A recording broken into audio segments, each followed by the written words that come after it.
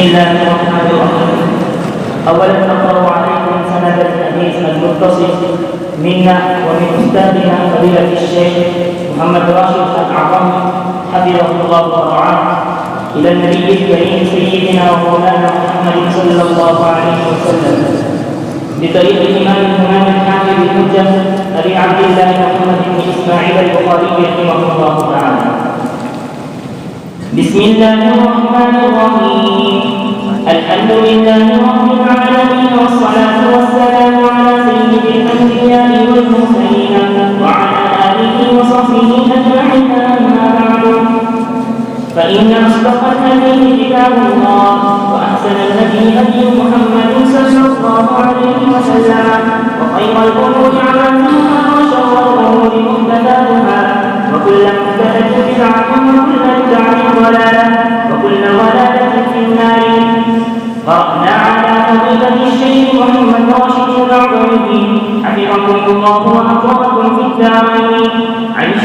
عن فضيلة الشيخ نسير أحمد رحمه الله، عن الشيخ شيخ الإسلام حسين أحمد البدوي، عن الشيخ شيخ الهند محمود الحسن الدوبندي، عن الشيخ العلامة قاسم العلوم والخيرات حجة الإسلام محمد قاسم حنان النبي، عن الشيخ العارف بالله عبد الغني المجدد، عن مولانا الإمام الحجة الشيخ محمد إسحاق الدهلوي، عن الشيخ الشافعي،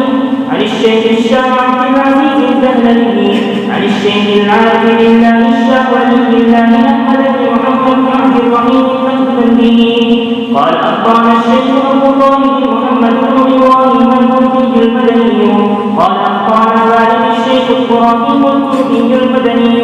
قال قرأت على الشيخ أحمد القشاشي قال أخبرنا أحمد بن عبد القدوس أبو المواهب الشمالي قال أخبرنا الشيخ شمس الدين محمد بن أحمد بن محمد الرملي